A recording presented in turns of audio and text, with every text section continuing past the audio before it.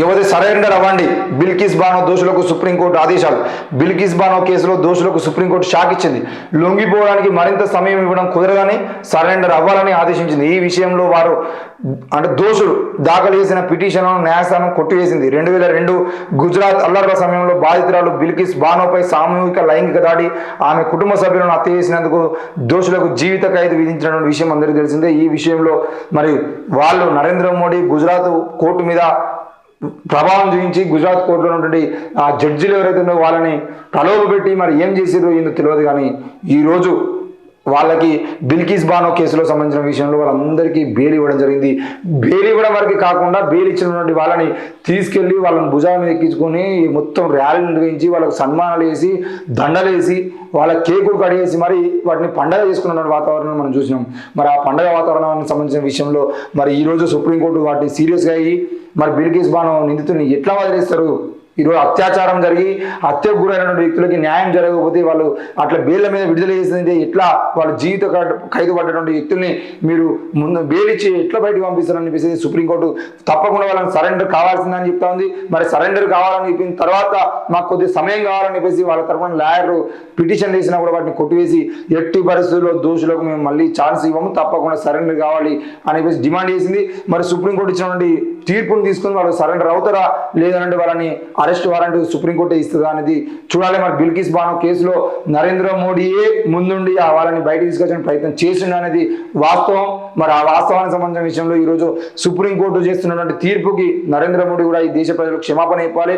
ఒక అత్యాచారం కేసులో అల్లర్ల సమయంలో జరిగినటువంటి అత్యాచారము దాదాపు వాళ్ళకు సంబంధించిన విషయంలో సామూహిక లైంగిక దాడి చేసిన వాళ్ళందరినీ కూడా నరేంద్ర మోడీ ప్రభుత్వం ఈరోజు సన్మానించుకోవడం అనేది సిగ్గుచేటు. కాబట్టి దేశ ప్రజలకు క్షమాపణ చెప్పాలి. మరి సుప్రీంకోర్టు కూడా ఇట్లాంటి రాజకీయ నాయకుల విషయంలో కూడా ఎవరెవరైతే ప్రభావం చూపుతున్నారో వాళ్ళందరినీ కూడా చర్యలు తీసుకునే ప్రయత్నం చేయాలి.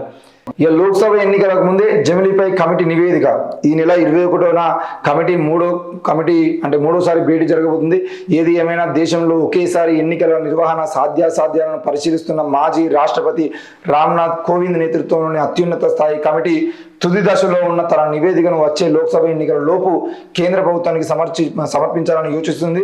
ఫిబ్రవరి లేదా మార్చిలో ఎప్పుడైనా నివేదిక సమర్పించే అవకాశం ఉంది అని కమిటీ సభ్యులు తెలిపారు. ఒకే దేశం ఒకే ఎన్నిక విధానంపై ఉన్నత స్థాయి కమిటీ ముందున్నటువంటి ప్రధాన కర్తవ్యం నివేదికను ఖరారు చేయడంలో ఎన్నికల సంఘం, రాజ్యాంగ న్యాయస్థానాల మాజీ న్యాయమూర్తులు, ప్రముఖ న్యాయ నిపుణులు, మాజీ ప్రధాన ఎన్నికల కమిషనర్లు, వివిధ రాజకీయ పార్టీలు, ప్రజలు, 22వ లా కమిషన్, వివిధ భాగస్వాముల నుంచి వచ్చిన సూచనలు చేర్చడం అని చెప్పారు.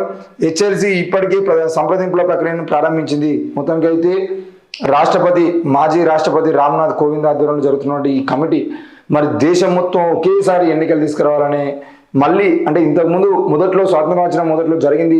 మళ్ళీ అదే ప్రక్రియను ఇప్పుడు కొనసాగించాలనే ఆలోచన అయితే కేంద్ర ప్రభుత్వం చేస్తూ ఉంది. మరి ఈ జమిలీ ఎన్నికల వల్ల లాభం కన్నా నష్టమే ఎక్కువ ఉందని చెప్పేసి చాలా ప్రజా సంఘాలు చాలా మంది నాయకులు చెప్తున్నారు. ఎందుకు అనంటే జమిలీ ఎన్నికలు కనుక జరిగితే ఇప్పుడున్నటువంటి ప్రభుత్వంలో ఏ ప్రభుత్వం అయితే ఉందో, ఏ పార్టీ అయితే ప్రభుత్వాన్ని కొనసాగిస్తున్నదో ఆ ప్రభుత్వానికి సంబంధించిన విషయంలో మళ్ళీ వాళ్ళే గెలవడం కోసం వాళ్ళు అధికారులను కానీ వాళ్ళ దగ్గర ఉన్న డబ్బును కానీ వాళ్ళకు ఉన్నటువంటి అవకాశాలను కానీ వీటన్నిటిని ఉపయోగించుకొని వాళ్ళే ఏది ఏమైనా అవసరమైతే ఈవీఎం ట్యాపింగ్ చేసి అయినా కూడా వాళ్ళు మళ్ళీ అధికారంలోకి రావడం కోసం ప్రయత్నం చేస్తారు. చేతిలో ఉన్నటువంటి అధికారాన్ని పోగొట్టుకున్నటువంటి ఆలోచన ఎవరికీ ఉండదు. కాబట్టి మరి నరేంద్ర మోడీ లాంటి నాయకులు ఎవరైతే ఉన్నారో వాళ్ళని ఇప్పటికే దేశవ్యాప్తంగా వాళ్ళ మీద ఉన్న విమర్శలు కూడా వాళ్ళు ఏది చేసైనా కూడా ఈ దేశంలో ముఖ్యంగా ఈవీఎంల ట్యాపింగ్ చేసైనా కూడా వాళ్ళు మళ్ళీ పాలనలోకి రావాలని ప్రయత్నం చేస్తున్నారు. కాబట్టి అట్లాంటి అవకాశాన్ని ఇవ్వద్దు, జమిలీ ఎన్నికలు అవసరం లేదు అని చెప్పేసి చాలా మంది మాట్లాడుతున్నారు. మరి ఈ జమిలీ ఎన్నికల విషయంలో కేంద్రం మాత్రం మొదటి నుండి జమిలీ ఎన్నికలు తీసుకొస్తే మనకు లాభం ఉంటుందా అనే ఆలోచనతో ముందుకు పోతా ఉంది. మరి ఈ క్రమంలో మళ్ళీ జమిలీ ఎన్నికలకు సంబంధించిన విషయంలో ఆ కమిటీ రిపోర్ట్ అనేది ఇప్పటికే మూడోసారి భేటీ అయ్యారంట. ఆ మూడోసారి భేటీ అయినటువంటి రిపోర్టు కూడా మొత్తం రిపోర్టులను ఇవ్వాలా, జమిలీ ఎన్నికలు ఉపయోగమా కాదా అనే విషయంపై మరి లోక్సభ ఎన్నికలకు ముందే ఆ కమిటీ రిపోర్ట్ ఇస్తారని చెప్తున్నారు. మరి కమిటీ రిపోర్ట్ ఇచ్చిన తర్వాత ఈ లోక్సభ ఎన్నికలకు జమిలీ ఎన్నికలు నిర్వహిస్తారా లేదు అని అంటే ఆ జమిలీ ఎన్నికల రిపోర్ట్ను పక్కన పెట్టేసి ఈ ఎలక్షన్లు అయిపోయినాక నెక్స్ట్ టైం మళ్ళీ ఎలక్షన్ నిర్వహిస్తారా, ఏం జరగబోతుంది అనేది వేచి చూడాలి. మరి ఏది ఏమైనా జమిలీ ఎన్నికలకు ఎందుకు కేంద్ర ప్రభుత్వం అంత ప్రాధాన్యత ఇస్తుంది? మరి జమిలీ ఎన్నికలు నిర్వహించకపోతే కేంద్రానికి నష్టం జరిగేటువంటి అంశం ఏముంది? మరి ఈరోజు జమిలీ ఎన్నికల ద్వారా మళ్ళీ లాభం చేకూర్చాలనే ప్రయత్నం బీజేపీ ఎందుకు చేసుకుంటుంది? ఈ ఒక్క విషయాన్ని కనుక మనం ఆలోచించాలంటే తప్పకుండా బీజేపీకి జమిలీ ఎన్నికలపై ఉన్నటువంటి ప్రేమ ఏంది అని అంటే కేవలం జమిలీ ఎన్నికలు పెడితేనే మళ్ళీ మనం గట్టి అటువంటి అవకాశం ఉంటుంది. దేశవ్యాప్తంగా ఒకేసారి ఎన్నికలు నిర్వహిస్తే దేశవ్యాప్తంగా ఉన్నటువంటి ఎంపీలందరి మీద ఫోకస్ పెట్టి తప్పకుండా ఎన్ని వేల కోట్లు ఖర్చు చేసైనా మనం అధికారంలోకి రావాలని కుట్రలు ఉన్నాయి. కాబట్టి ఈరోజు జమిలీ ఎన్నికలకు సంబంధించిన విషయంలో తమిళనాడు కానీ, కర్ణాటక కానీ, తెలంగాణ కానీ, ఆంధ్ర కానీ చాలామంది వాటిని విమర్శించడానికి ప్రయత్నం చేశారు, వ్యతిరేకించారు కూడా. మరి ఈరోజు జమిలీ ఎన్నికలను నిర్వహించాలని చెప్పేసి వాళ్ళు కమిటీ రిపోర్ట్ ఇస్తే మాత్రం ఆ కమిటీ రిపోర్ట్ని ఆధారం చేసుకుని మరి ఇప్పటికే మొన్నటి జరిగినటువంటి పార్లమెంట్ సమావేశాల్లో పార్లమెంట్ సభ్యులు, విపక్ష సభ్యులు ఎవరెవరైతే వాళ్ళందరినీ దాదాపు 100 మందిని బయటికి పంపించేసి వాళ్ళు తీర్మానాలు చేసుకున్నారు.